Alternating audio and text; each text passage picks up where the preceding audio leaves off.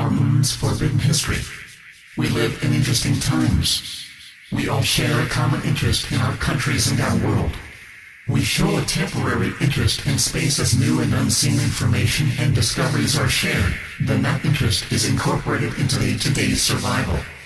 I would like to share with you information regarding the moon and our solar system. This information was shared with me by Andromedan Cosmonauts. It is my hope that I can only add to the information and hidden revelations. As I have been reminded by my friends from Andromeda, we all have a piece of the puzzle. I offer this perspective as a piece of that puzzle. It is not my wish to detract or prove anyone incorrect.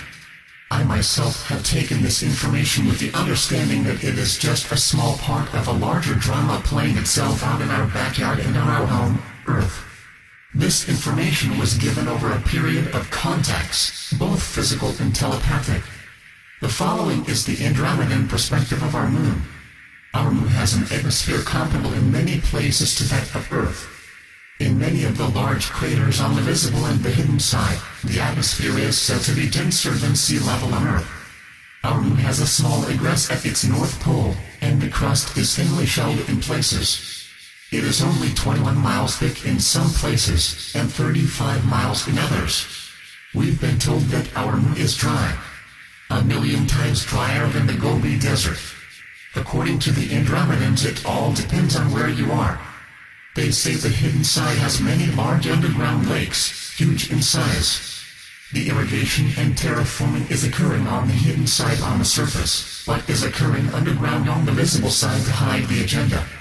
Apollo 15 discovered and took pictures of water vapor clouds that appeared from the hidden side.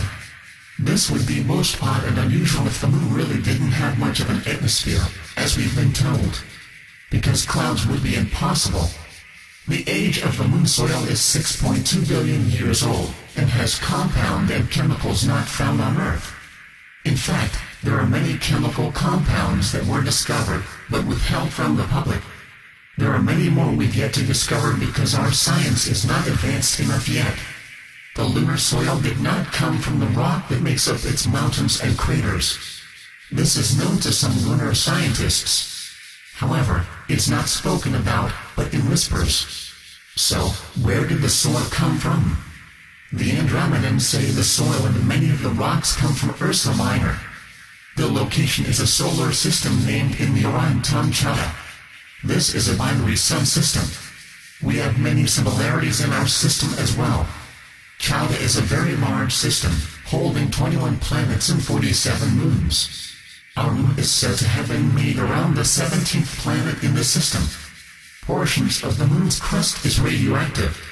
Apollo 15 discovered this, especially near the Apennine mountains. Why were the readings so hot? The Andromedans have said it's because some nuclear waste was brought up there to be reused as a fuel supply for the spacecraft that the world government has built. However, many of the ships that use nuclear fuel are obsolete now. So, how was the moon brought here? It was, I'm told by the Andromedans, put into the tail of an asteroid which brought it into our solar system. This same asteroid circles our part of the galaxy every 25,156 Earth years. The Andromedans have said that our moon has been inhabited periodically in its history for 1.8 million Earth years. The moon is hollow. It contains huge underground facilities built by ETs and later humans from Earth. There are 7 openings into the moon's crust and the underground bases. Conservative scientists have wondered why so many craters seem so shallow, despite their size. The Andromedans say it's because much of the surface was built on top of a metallic shell of a circular space crest, or a war carrier, as the Andromedans describe it. An example of a shallow but large crater would be the crater Gagarin. This crater is roughly 185 miles across, but is only 4.5 to 5 miles deep. Based on the impact and size across the crater's length on the surface, the depth should be 4 to 6 times that deep. In fact, all the craters are the same. They are too shallow. They defy known science. Many of the craters have been artificially created. The Andromedans have said that many of the craters on the far side were in fact dome cities at one time and that they were destroyed during a war that goes back 113,000 years. Many were used as dome cities and other larger craters were used as spacecraft hangars capable of housing 200 craft. The surface bases consisted of 9 domed cities which would be equal to a small city. Small lakes or ponds were scattered along the surface. The remains of these dome structures were discovered by NSA astronauts, Russian astronauts, and the NASA Apollo astronauts. The true military complex of the moon is now underground. Entrances to this alien and human base is at both poles, the Taurus Mountains, Jules Verne crater on the far side, and Archimedes. These are the original entrances. The black government has created more openings and is currently expanding the underground complex. The expansion is for the operation of private scientific and military agendas for the world order. The Andromedans also state that it was a military outpost, until it was needed in our part of the galaxy to end a rebellion that was taking place. The personnel consisted of reptilian, half-human, half-reptilian, and those who would be known as humans. Many of the original structures on the surface of the moon were destroyed during what the Andromedans refer to as the Black League conflict. This was a battle fought by humans of different systems that formed a secret alliance and fought the tyranny of the Orion Empire. Continuous destruction occurred on one side of the moon as it was being transported here by space debris. The side that suffered the heaviest destruction is the visible side we see. The destruction was caused by particle beam weapons when our moon was located in the orbit of Maldek, now a destroyed planet. Our present moon was one of 2 moons that orbited it. The second moon, I'm told, is the moon Phobos. It also has ruins on it, as does Venus, which was a moon of Uranus. Uranus is abundant with plant and mammal life. The glass that is abundantly spread over the moon's surface came from the dome cities that were once on this war carrier.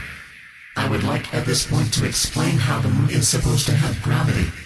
Now this is Andromedan science and it flies in the face of our own science. But regardless, here is the Andromedan reasons for the moon having gravity. Our sun produces a highly penetrating radiation in the electromagnetic spectrum. This frequency is approximately 1 trillion cycles a second. This frequency is located between the lower portion of the infrared and radar band. It is this radiation from the sun that causes gravity, not the planet's rotation. I will explain more of this when I address the hollow Earth.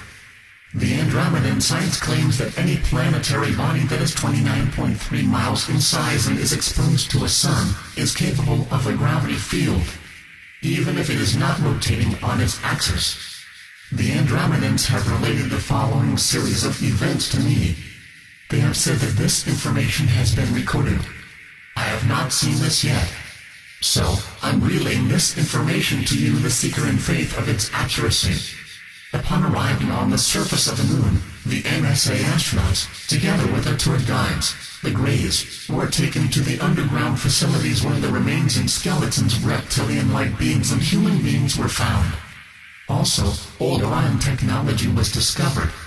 This location has been identified by the Andromedans as underneath the crater named Jules Verne. The Andromedans say the size of this facility hidden under the hidden side of the moon is approximately the size of New York State. These huge underground facilities contain large lakes, plant life of Earth, alien form manufacturing machinery, food storage facilities, and spacecraft hangars. Also, alien writing is to be witnessed on the walls in the hallways. The NSA astronauts also were shown 8 vaults that were sealed, but information regarding their contents has not been disclosed to me. Artificial terra environments are being created all the time to house and support hand-picked personnel by the world government. The human leader of this base or facility is called Mr. Secretary. The moon now houses approximately 36,719 human beings from Earth, a small colony. Only Aryans by birth. According to the work that is being done above and underground to expand the facilities, the Andromedans foresee a population of 600,000 in the very near future. Much contact is taking place on the moon between regressive aliens and World Order humans. Currently, the World Order has 53 Earth-built UFO-type spacecraft on the moon. Also, other weapons being built on the lunar particle beam weapons, lasers, nuclear bomb satellites, and anti-matter weapon systems.